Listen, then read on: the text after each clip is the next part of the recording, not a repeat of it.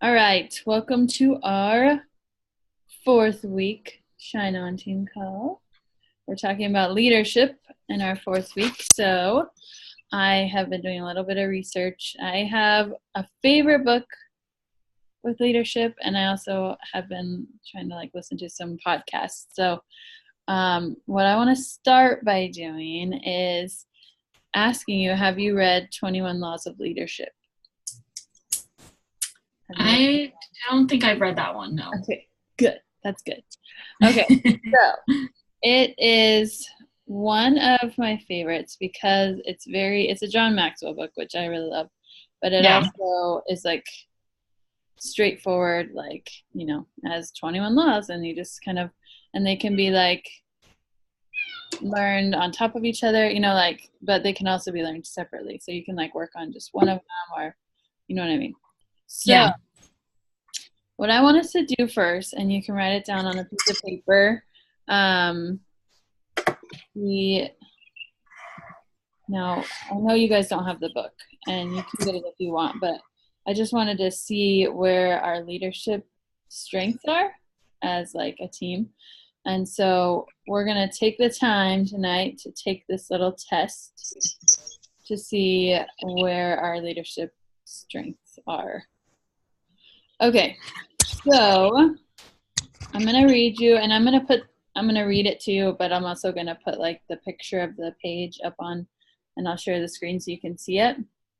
Let me just get it on here. I put it on my notes and then it was all upside down. So I had to fix it, but I'm going to get it right now. One sec. Hey, April. We're going to take a leadership test. That's what we're doing first. Okay. Like as a team or individuals? I mean, individually, and then we'll talk about it.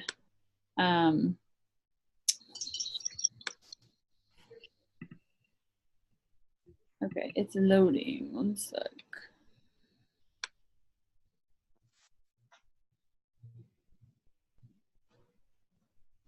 Okay, there it is. Ooh, it's big. Okay. All right, I'm going to share my screen. Can't let that cat go out. She's so noisy. Okay, so I'm sharing the screen. Yeah, it's only recording, so it's fine. My husband's making cat noises. He's being weird. Okay, here, can you guys see it? Mm-hmm. The first, can you see that right there? Okay, so you're gonna give it a number. Basically, you're gonna give it a 0 for never, a 1 for rarely, 2 occasionally, 3 always. And first, this is the law of the lid, and this might not make any sense to you right now, but we're just gonna kind of see, kind of do our score. And it's my score from when I very first started Plexus, so don't even read those numbers, just think about it for yourself. So the people, when faced with the challenge, my first thought is, who can I enlist to help?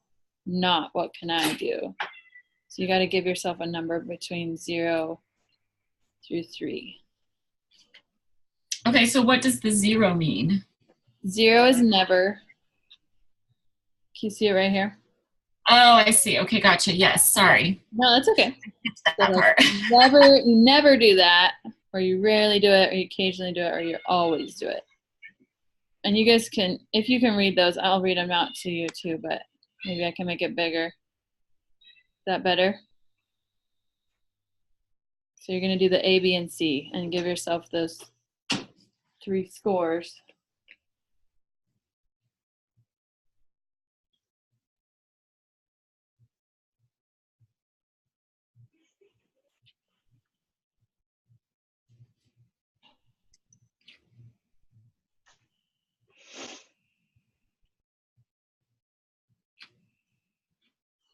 And I'm going to rescore myself because this is a long time ago.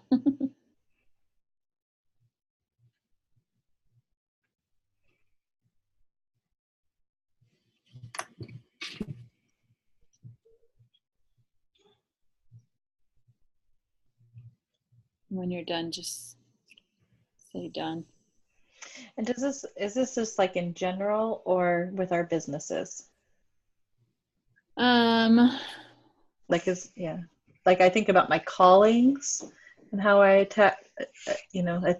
Yeah, approach things versus how I approach my business. I'd say in general. I'd say generally. Okay. I think our habits kind of like go into all of them, Mhm. for the most part.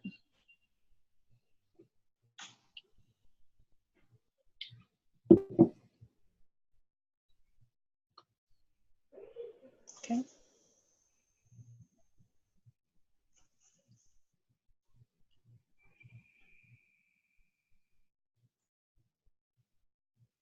Okay, and then you add up your scores when you're done and you total it up.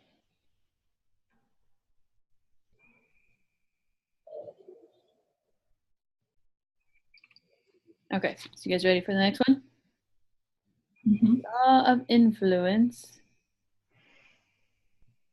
Can you see that one? Yeah. Okay. My pictures are blocking it, so I wasn't sure if yours are too.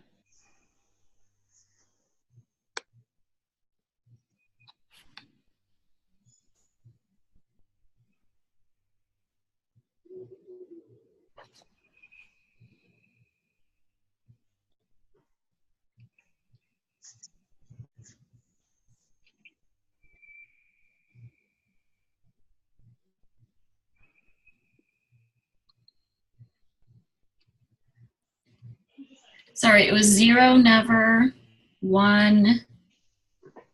One is, let me see, Rare. Rarely. Okay. occasionally. 2, occasionally, and 3, always. Okay, thanks. No problem.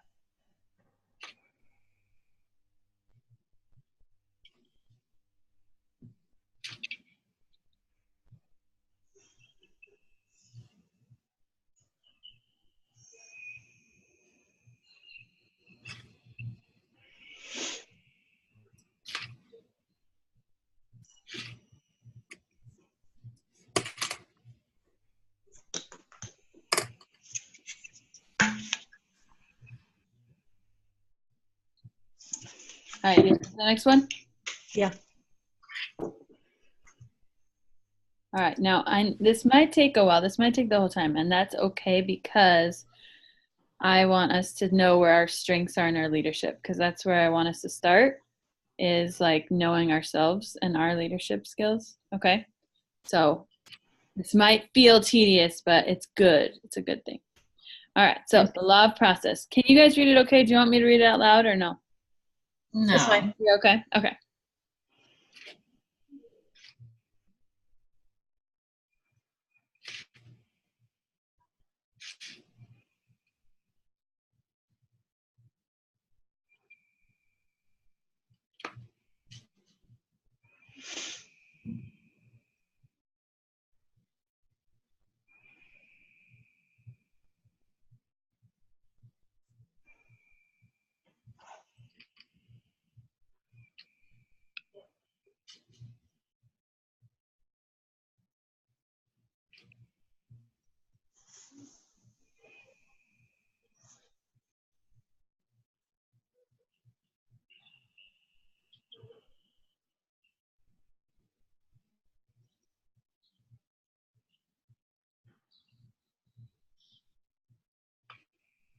Oh, what happened? Sorry.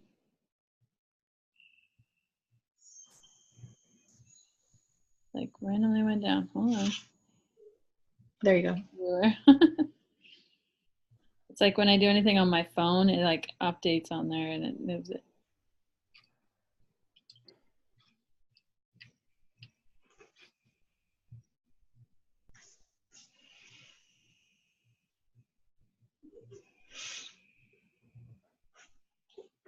I'm good on that one. Done. Okay.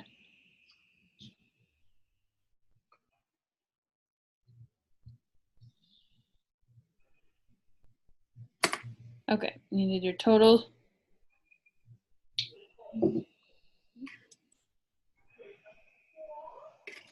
Like add all 4 of those together. Just for the section, just a little section. Okay. Yeah. All right, law of navigation. Oh, I already got that one. You did that one already? Yeah, I did that one too. I already did that. Fast. Okay, good. We'll go ahead and do the law of addition then.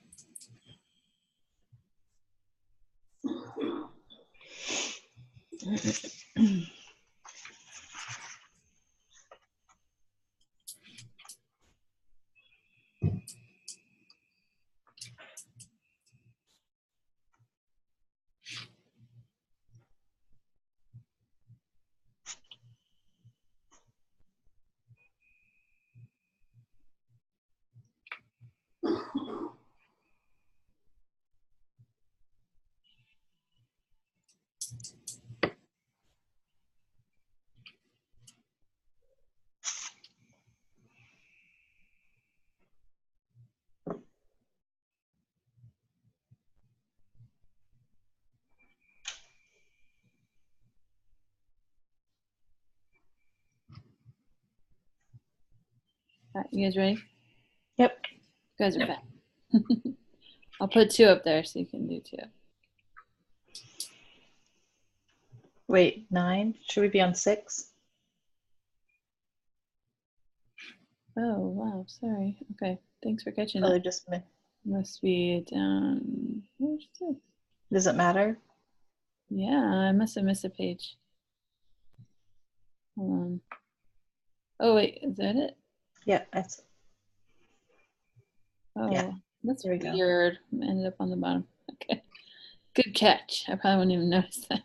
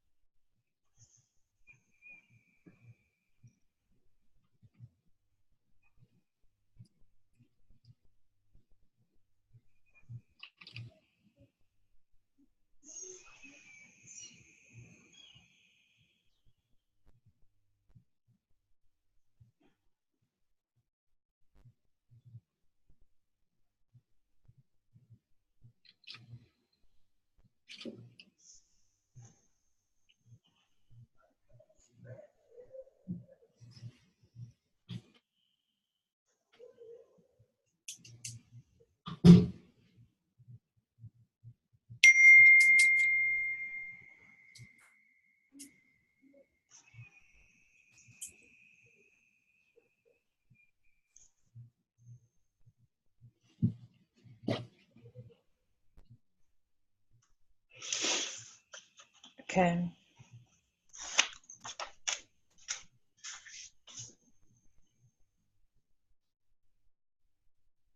All right, you ready for the next one?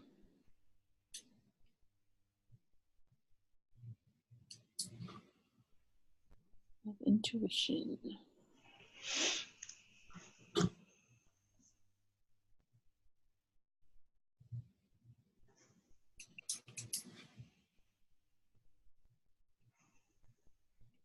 I'm just guessing on some of these. Yeah, that's all you can do. Just do your best.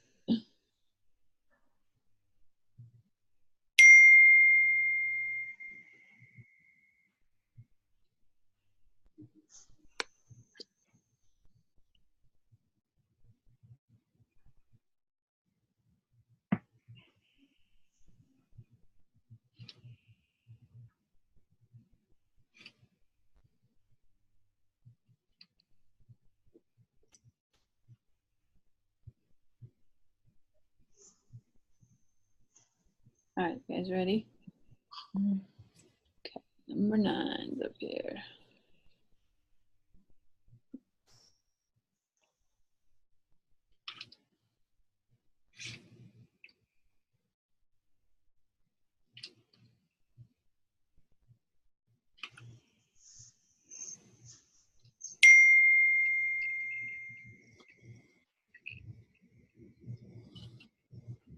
Also want you guys to know that the numbers have changed a lot for me.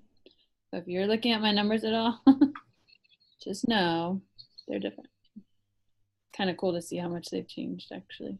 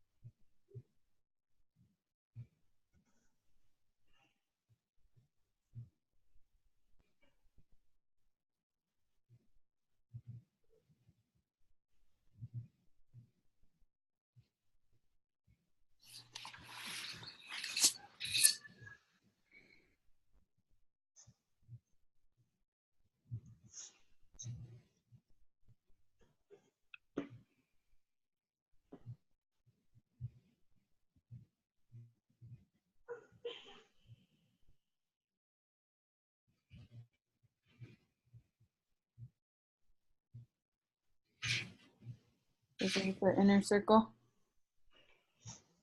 Ready? Okay.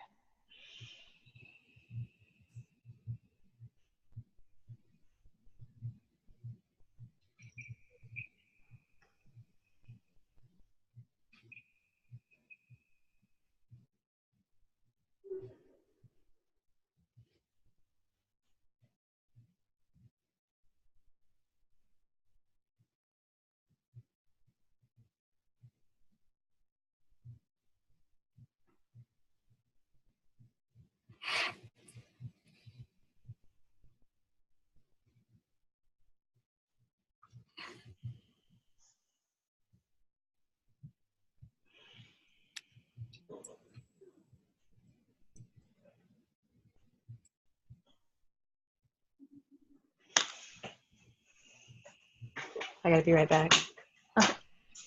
Is everything going okay? Yeah, we got her to drink. You got it all done? Okay. All right, so go ahead and just get her warm. Clean her off, wipe her butt, and then Leave her alone for 2 hours. you can just chill. So just put this in here. Hold on first so I can warm this back up. Carol. I'll mute her. All right, law of empowerment. That's where I'm at. Are you at that one, Rebecca? Yep, that's where I'm at too.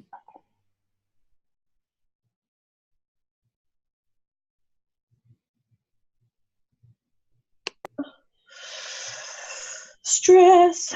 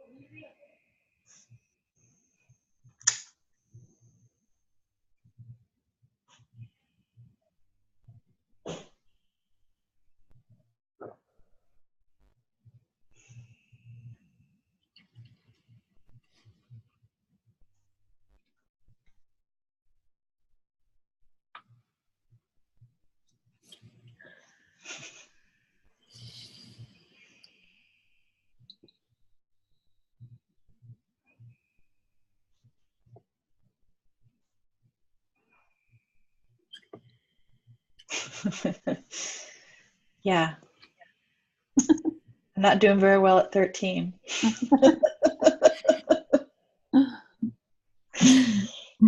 Like at all. It's like terrible. Like 0, 0, 0. I know I have some laws Yeah. where I'm like, okay. Yeah, which is fine.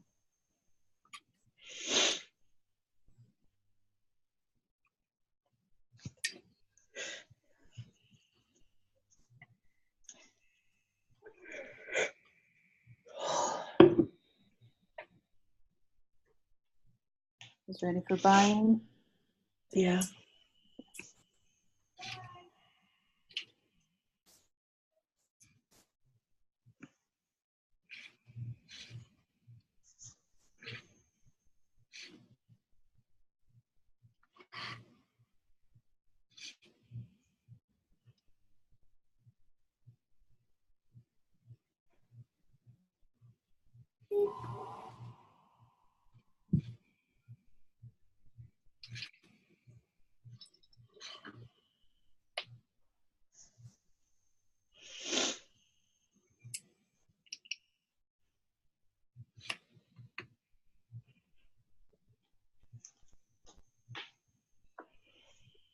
Ready for the next one?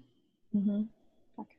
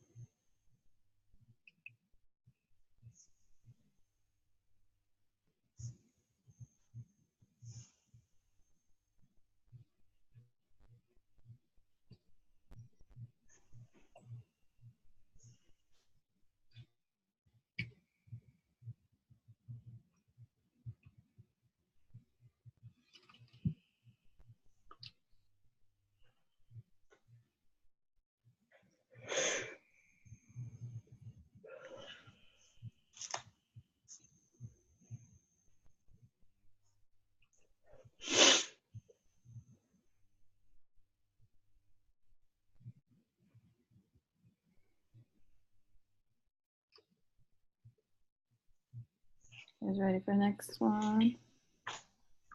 Should I put Fluffy in? Ladies. No. So she's like have some snuggle. I Not saw Fluffy her, because you have Fluffy. You have the sense on Fluffy. So if you can choose a different stuffed animal, it's going to get pee on poop, whatever we put in there. okay. I think with my neck, she was like moving around. Like, That's fine. You can put something else in there, but just know it's going to need to be washable. I bet you can find something up there that doesn't matter. Okay.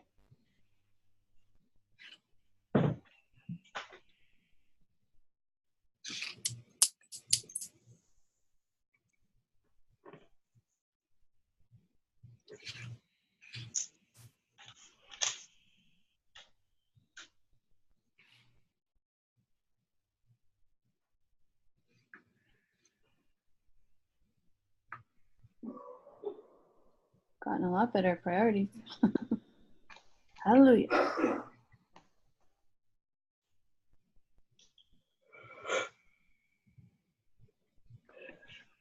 All right, you guys good with priorities?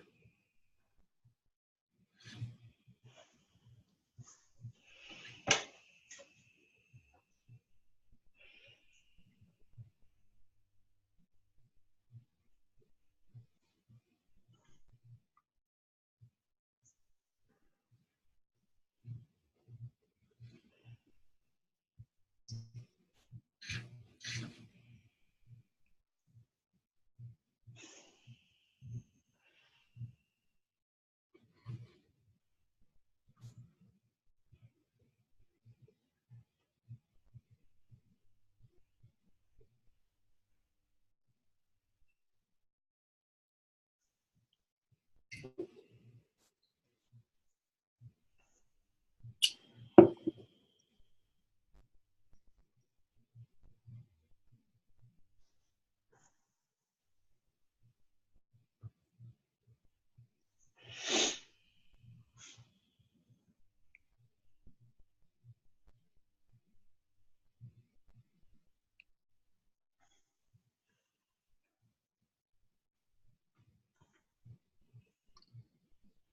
guys done with timing?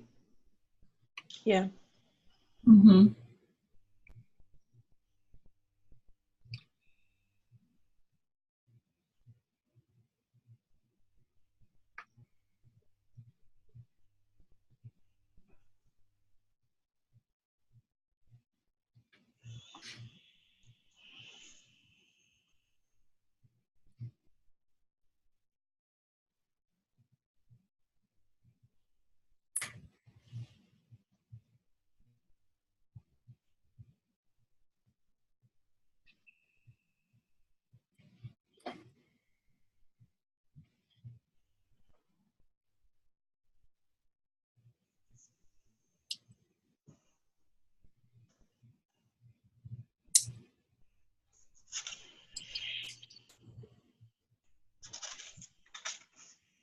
That's the last one? Yeah, okay.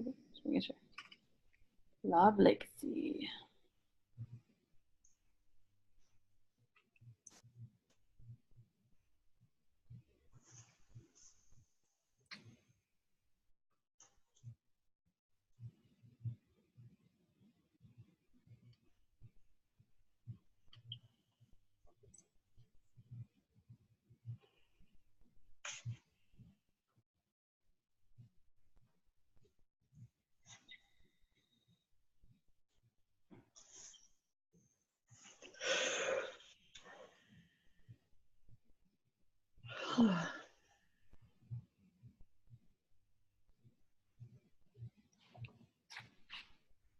Okay, so if you're done, it says, now that you have completed the evaluation, examine each law and note your strengths and weaknesses.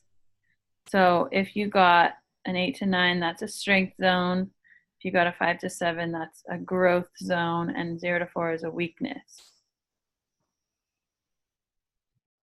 So I want to hear what your strengths and weaknesses So I are. just wrote down the numbers. I did not write down the Yeah, title. I Oh, didn't yeah. either. Okay. That's right. I'll tell me what your first So just tell me what number 1 is. law of the Law of lid. what? Law of the lid. The lid. Mm-hmm. Okay. So law of the lid. Okay. Number 2. Oh, okay, here you go. Influence. You can just read them to me, Leah. That'll be faster. Okay. So number 2 is law of influence. Number 3 is law of process. Number 4 is the law of navigation. I'll just say the word because it's all the law of. Yep. Addition.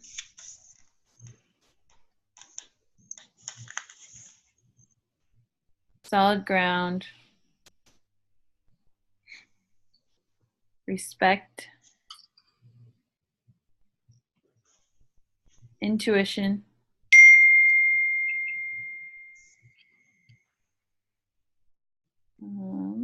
Magnetism. Connection. Inner circle.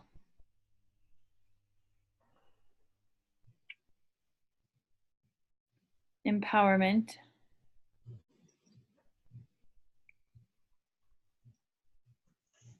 Picture.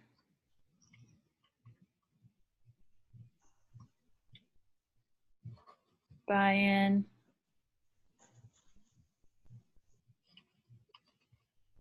Victory. We say the big mo, which is momentum.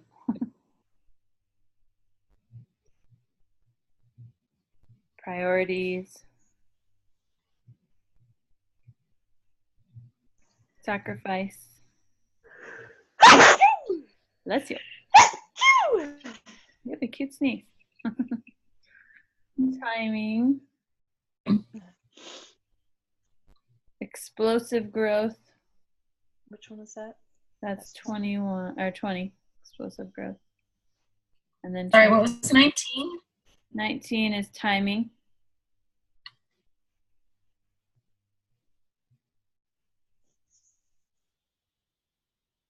Twenty was explosive growth, and 21 was legacy.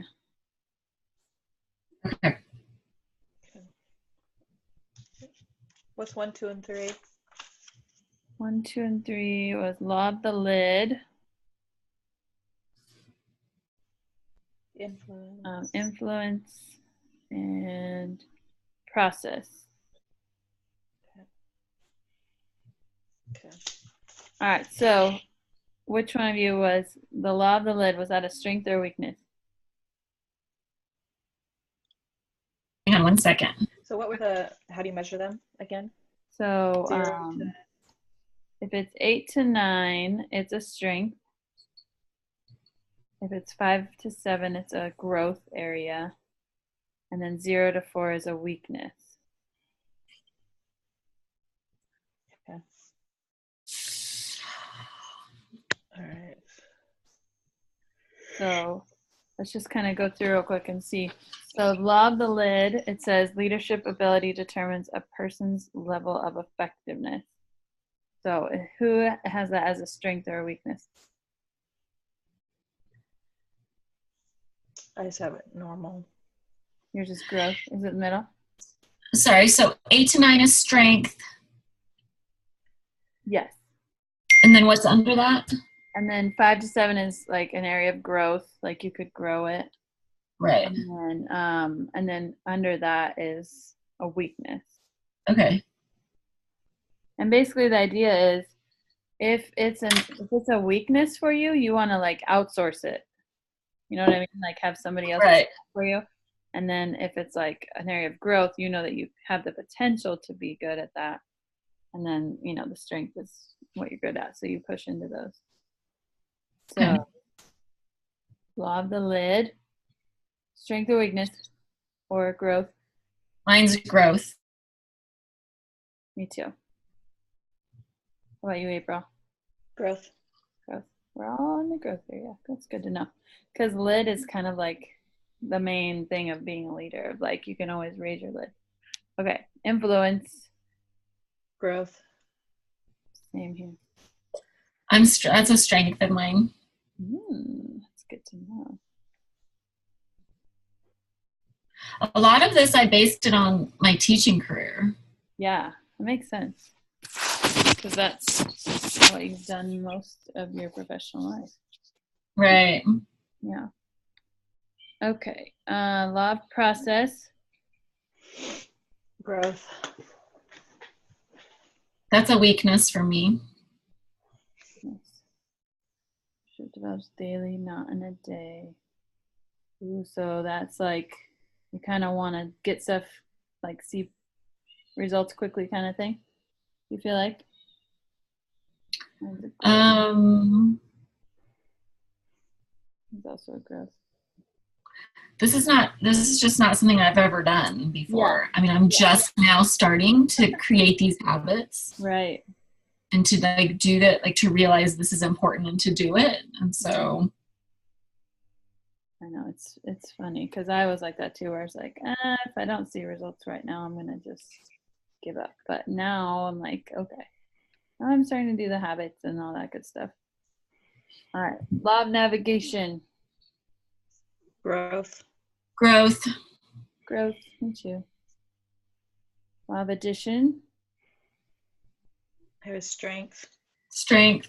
Me too. That's a strength. You know what's funny is when, like, a lot of times we attract people who are like us, right? And so, like, a lot of us are going to have similar strengths and weaknesses because they're similar. All right, magnetism. Strength. Oh, wait. Growth. Oh, sorry. Did I skip? Oh, yeah. Yeah, I skipped. Hold on. Down to 6. Solid ground. Strength. Strength. That one is a growth for me. Trust. That's a trust one. I do have some issues with trust. All right. Law of respect. That's a weakness. That one is a growth for me.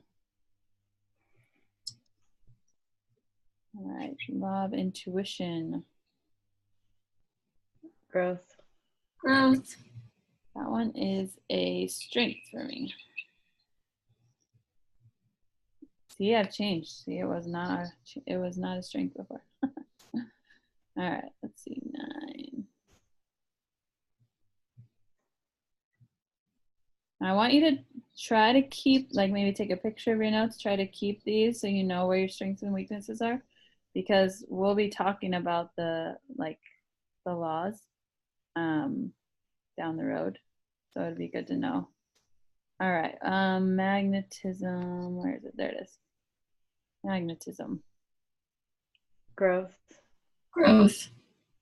That one's a strength for me. What connection? That's a strength for me. Strength, me too. Inner circle. That is a weakness. That one's a growth. That's a growth for me. Empowerment. That is a weakness. Growth. Growth. Growth for me also. All right, love the picture. That is also a weakness for me. Growth. One's a strength for me. Buy-in. Love buy-in. Weakness. That's a weakness. That one's a strength for me. That was one of those that like I've changed a lot since because like it's a 5, so it's almost a weakness for me then. That was like at the very beginning of my Plexus business, and now I feel like it's more of a strength. Okay, victory. Growth. Strength. This is a weakness for me. Momentum. Weakness. Growth. Weakness for me. Priorities. Growth. Growth. Growth for me too. Sacrifice. Growth. Strength. That one is a growth for me. Timing. It's a growth for me. That's a weakness for me. It's a growth for me also. All right. Explosive growth. It's a weakness. Growth. That one's growth. All right, last one. Legacy. That is Strength. a weakness. Good. Strength for me also. All right, so write down, like maybe after our meeting tonight, just kind of like make a little list of like your weaknesses, your strengths, and your growth, so that you can like have that maybe in a note in your phone or something, because we're going to look back on it eventually. Okay, we have 15-ish minutes left. I wanted to listen to part of the podcast that I found. It is, I think he's like a pastor actually, but I just really like what he says about, hi Shannon, by the way, sorry, I knew you jumped in and I forgot to say hi. Hold on. What he talks about with leadership is really cool, and I've never heard anyone really talk about it, and so I just wanted to see what you guys thought about his thoughts. Bless you. It's called Andy Stanley, and I'm gonna just play it in here. See if you guys can hear it.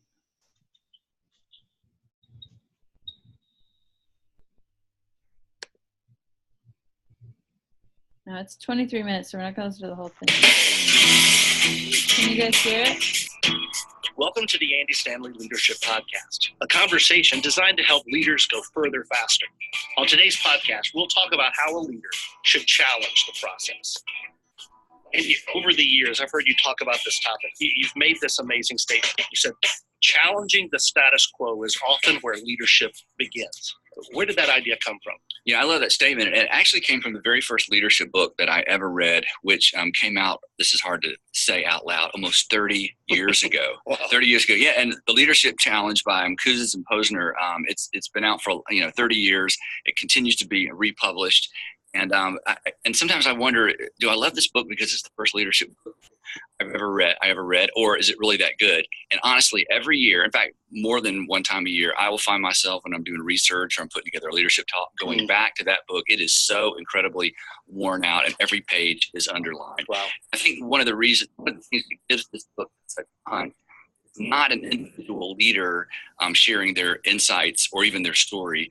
It's two researchers that interviewed and did research with a whole lot of leaders, effective leaders. And so the conclusions are data-based, not just insight-based. And early in the book, they introduced the importance of continually challenging the status quo in the organization. In fact, they argue that challenging the process or challenging the status quo, as they say, is actually the leader's mandate.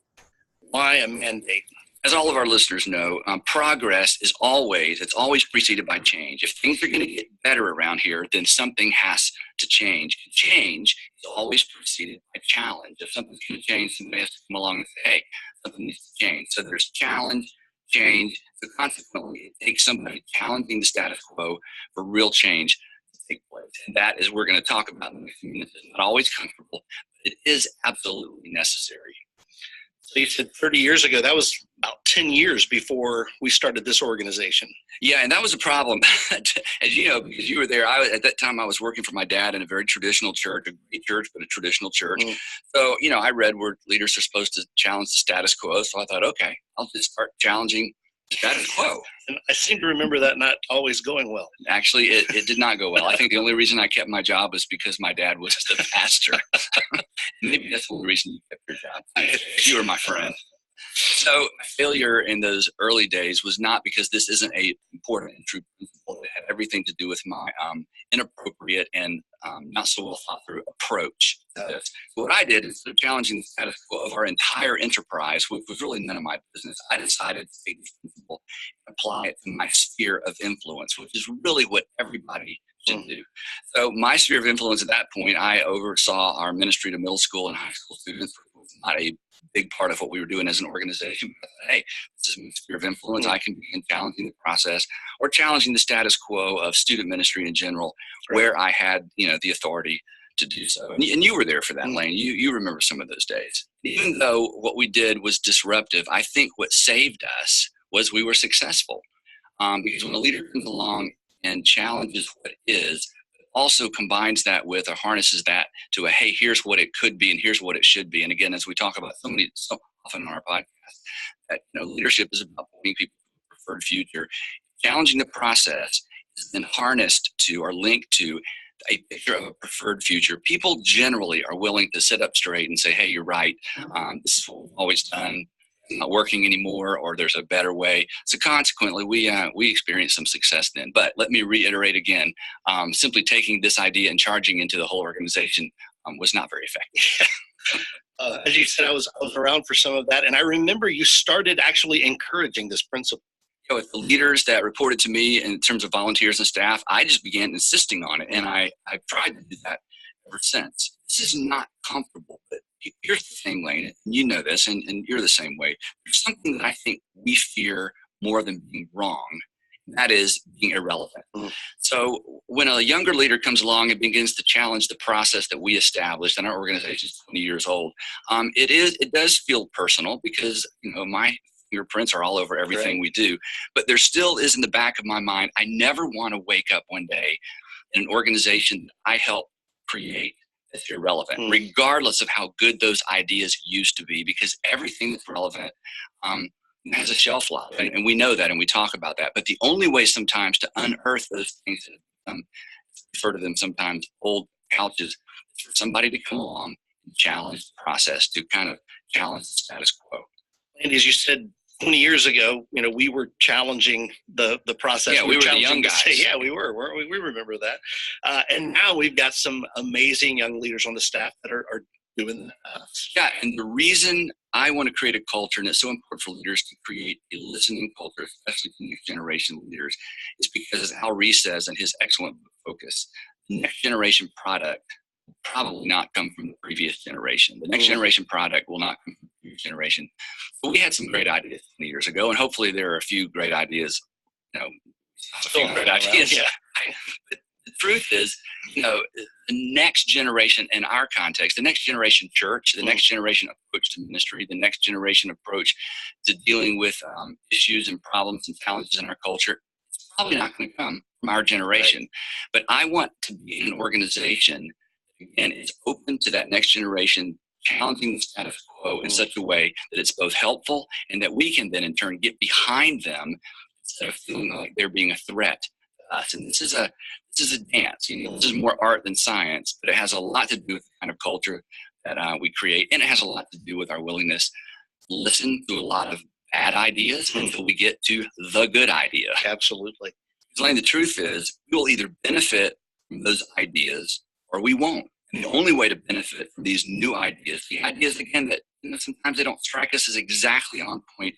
The only way to benefit from those ideas is to know what they are. And to know what they are, I've got to create an environment, or we've got to create an environment where those ideas bubble up easily, to avoid creating an atmosphere where, again, next generation leaders think, well, they just don't listen to just their way and they're always going to do it their way. And as much as I believe that, we have that here from time to time. When I get our 3-month and 1-year evaluations, or if I do a skip level meeting with someone and just dig in, every once in a while I run across, I just don't feel like anybody's paying attention. And it's both heartbreaking and maddening, but it's just part of organizational culture. And it reiterates why we need to be so proactive when it comes to creating a culture where, we have predictable systems at the same time, permission to challenge the status quo. Well, to that point, Andy, I remember you reading a statement from the book that you said actually scared you as a leader. Absolutely, and I know exactly what you're talking about. This is a statement I go back to over and over and over. In fact, I pull out old teaching outlines from leadership talks. This statement shows up just about everywhere, whether I quote it or not. It really did. It was inspiring in the early days, and now it does scare me a bit. So here's what they write. They say, leaders must challenge the process precisely because any system will unconsciously conspire to maintain the status quo and prevent change. Leaders must challenge the process. So in other words, this is the mandate. We must challenge the process. Why? Precisely because any system, even good systems, any system will unconsciously, again, a system isn't even a living, breathing organism, but there's systems have power in organizational life. Any system will unconsciously conspire to maintain the status quo, and then here's the kicker, and prevent change. So again, if we're not careful, we wake up in an organization that is conspiring against us. Because every organization, whether it's industry-based, product-based, whatever it might be, every organization, systems kind of basically determine job descriptions, determine what people do. And if we're not careful, the system, in our case, that we created, conspires. That's a powerful word. Conspires against us. And again, there are people listening today who feel like they have to go to work and work around the organization. Feel like the organization is in the way of them doing what they were hired to do. Well, that's because there are things that haven't been challenged in a while, and that's what gets in the way. So an organization, or the systems in an organization, unconsciously, because again, they're not living, breathing organisms. They're just habits of an organization. They're the way an organization is established, or even the physical layout of an organization conspires to maintain the status quo and prevent change. Organizations do what organizations are organized to do. And if there is not periodic sort of whacking the hornet's nest a bit, things just don't change in organizations. Change. And I think in our world, in church world, Lane, we hear a lot from people who say, how do I get my church to change? How do I get my church to change? And I'm often quick to say, it's not your church, it's the people. But at the same time, the structure of a church, just like the structure of an organization, conspires against change. Even in the facility, sometimes we find ourselves trying to do things here, and the facility, conspires against us. So this is deep in organizational life, and this is why I think the authors of this book are so right. This really is the leader's mandate. And as we mentioned, our organization is just a little over 20 years old, and by most accounts, very successful. That has to make it that much harder to challenge status quo. Absolutely, because I'm partially responsible for the status quo. Right. I am the status quo here in our organization, and so are you. We're one of the biggest organizations in the world doing what we do. Mm-hmm. And yeah, it's more important than ever that we challenge the status quo. Andy Grove, former CEO of Intel. Okay, I'm gonna stop it there. I wanted to ask you guys, how do you think that applies to our business?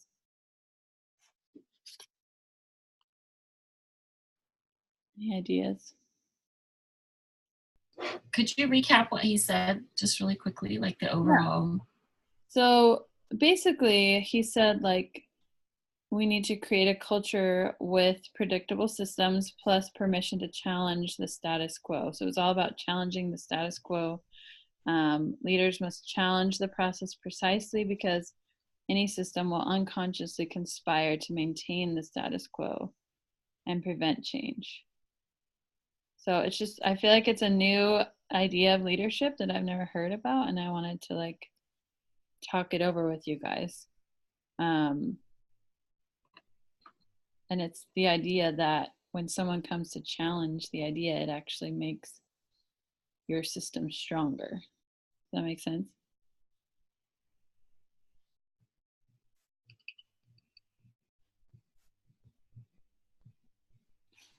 So Yeah, I think I understand that a little bit. understand that? Okay. So, like, what? Go ahead. Yeah. So was it last week, I think, on the Ruby call? Rebecca or April, are you guys on that one? Mm-mm. The accountability.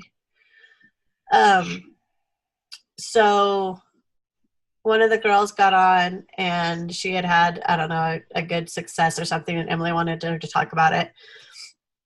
And so she said that she had been following the standard, like the heart system that Emily's been doing for so long. But it was just like she was going through the steps. And when she took some time to kind of reflect and think like, okay, this is not my system. Like this is working for Emily, but my heart's not in it because I'm just following the steps. Like, so she came up with a system that, you know, loosely followed that, but she tweaked it to herself. And she, so she was saying like, I found a system that works better for me. And she made charts and she made herself little papers or whatever she needed to monitor and keep track of her own system in her way. And so I don't know, I kind of had some feelings about that, like that I was very impressed with Emily as a leader, that she invited this person who basically said, your system doesn't work for me. You know what I mean? Like onto her call. She didn't take it personally. She took it as that she admired what this other girl had done and wanted her to share it with the group because maybe her heart system isn't working for everybody. And maybe people need to, like you said, like break up the status quo a little bit and make it stronger for your own personal needs. So, but I saw that as a strength in Emily, that instead of taking it personally, like I might would have, you know, like if someone said like, your system doesn't work for me, I had to come up with my whole new, you know, my own thing. Yeah. I could very easily, I feel like, take that personally and be like, oh, I failed you as a leader. But Emily didn't. And instead Emily said, this is great. Come on the call and tell everybody else about it. Yeah. So anyway, that's what I thought of when you said questioning the status quo could make it stronger. Yes, exactly. So I think in our business, it's very like leadership in my eyes. And it's been like a process, of course. Like I really just wanted to do, I was a people pleaser. So I just wanted to do what Emily told me, you know? And so I was just doing it.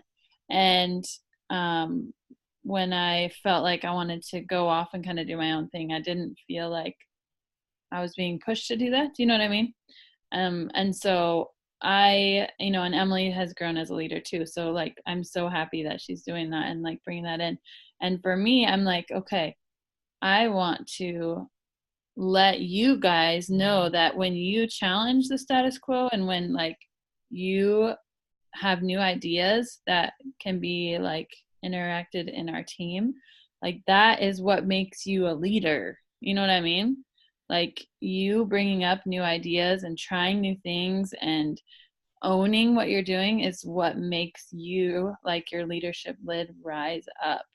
And so like giving you that space to be able to like voice your opinions and voice like, trying to like let you be an active participant in this team is like what I'm trying to do as a leader. And so I loved hearing this thing because it's true. And what happens when we decide to challenge the status quo is that we buy into it more. Like whether I think my system is like the same as Emily's or it's totally different, it doesn't really matter as long as I believe in it and I do it. You know what I mean? So that's what it does, is like it just helps us own it. So like if something's not working for you that I've told you or that Emily's told you or whoever, it doesn't matter. Like you come up with your own system and you'll be like so excited because you came up with it. You know what I mean? And then like encouraging your people to like do the same thing. And it's really hard because you want people to like, okay, this works, so do this. You know what I mean? But for them to see that they can still do it their own way. You know what I mean? So it's like a loose guideline, but I don't know. Does that make sense? It's just a new way of thinking that I've learned. And it is kind of scary because it does require like taking a step back from other things, like maybe scary momentum where it's like, no, just go like, no, I'm taking a step back from that and we're gonna like develop leaders, and that's kind of scary sometimes, but it's important. So I'm excited for our leadership week because I know that as we get all these different things that we're doing, with our leadership, our thoughts, our getting our IPA, all those things like that, those are all the puzzle pieces that will make us be able to grow ourselves and our teams and help them become leaders too. So I'm thankful you guys came on here tonight, and I didn't really get to have you guys talk very much, so I apologize for that, but I want you to be thinking about what we talked about and think about, what you can do to make it more of your own, and it'll be awesome. So any questions or comments or anything before we end? I had something. So my natural tendency is to rebel against the system and try and make it my own. And so I'm actually really trying hard not to do that because I have no idea how to move forward. And so I'm trying to like trust somebody else as a leader, which is so hard for me. Yeah. So I'm not sure. That is hard. I don't know Well, I think how that applies. I think part of it is you do need to like practice consistency. You know what I mean? So trying out something for a while before you try to change it, because you can't really test something until you've really seen it happen over a long period of time. Mm-hmm. So I would say kind of like practicing, give yourself, okay, I'm going to practice this many times or this long before I try something else, and just tweaking like little parts at a time. Does that make sense? Mm-hmm. That's helpful. Because I'm the same way, where I'm just like, I just want to change everything all the time. I want to try a different way. This didn't work, and then it's like, okay, but you didn't really try that long enough to really see if it actually was different, So okay. I think that consistency factor does need to be put into play. But yeah. Any other comments or questions? Appreciate you guys. Thanks for being here. And I did record it, so I will post it. And Thank you. I know I have some catching up to do. yeah, you gotta take the test at the beginning. It's fun. Yeah. And when you take it, write down the names of the law. I don't know what that means, but when you do, you'll know. All right, you guys. Have a good night. Bye, guys. Night. Bye.